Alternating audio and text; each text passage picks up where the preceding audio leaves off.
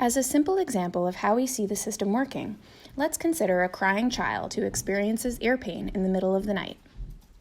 In this scenario, the caregiver has two options.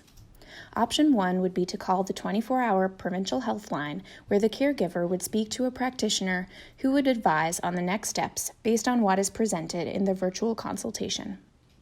Advice may be given to go immediately to a hospital emergency room or to visit their community team the following day.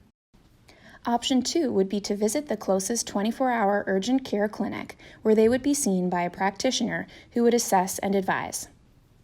In most cases, the issue would be resolved quickly and the child would be sent home for recovery. In some cases, additional follow-up would be required and the child would be transported to the nearest community hospital. As a more complex example, let's consider someone who has a stroke at home in their community. In scenario 1, the signs of the stroke are recognized quickly. The patient or family member calls the provincial health line, and an ambulance is dispatched with an on-board advanced care paramedic who must get the patient to the nearest hospital, which has a CT scanner. This means bypassing the health center in the community. Time matters. From the time the patient or family member recognizes the signs of the stroke, there is a 4.5-hour window in which the patient may receive a powerful clot-busting treatment, TPA, which can reverse the stroke. At the community hospital, the TPA shot may be administered as appropriate. If the treatment at the community hospital is effective and the stroke is prevented, the patient is transported back home for follow-up from their community team. In scenario 2, the 4.5-hour window has closed. If the time has gone beyond 4.5 hours, an alternate treatment is endovascular therapy, EVT, which will only be performed in St. John's. EVT removes the clot from the carotid artery. It can be performed within 24 hours of the onset of symptoms. While EVT is not yet available in St. John's, it will soon be provided there.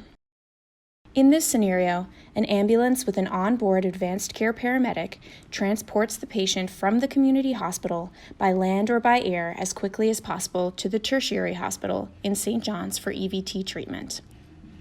If the treatment is effective and the stroke is prevented, the patient is transported back home for follow-up from their community team. If treatment is not effective or is not provided, and the patient has a persistent stroke, the patient is transported to the stroke unit at their regional hospital to receive specialized stroke care. When ready to return home, the patient is transported to their home to receive coordinated care from their community team to facilitate recovery. Preventative care is instituted by the community team for family members who have now been identified as at a risk of stroke.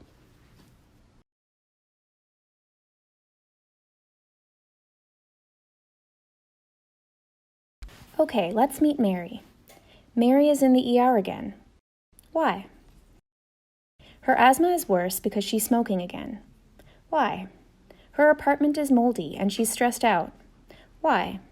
She worked in the service industry, and because of the downturn in the industry, they had to make cutbacks. Why can't she get another job and move out? She doesn't have the education to do anything else. What does Mary need for her health? She needs affordable, healthy food and housing, the ability to make healthy decisions, and effective coping skills. She needs to know about healthy lifestyles and have an education so she can get a good job. She needs money for housing, food, clothing, and appropriate childcare. She also needs a healthy, diverse economy to create job opportunities.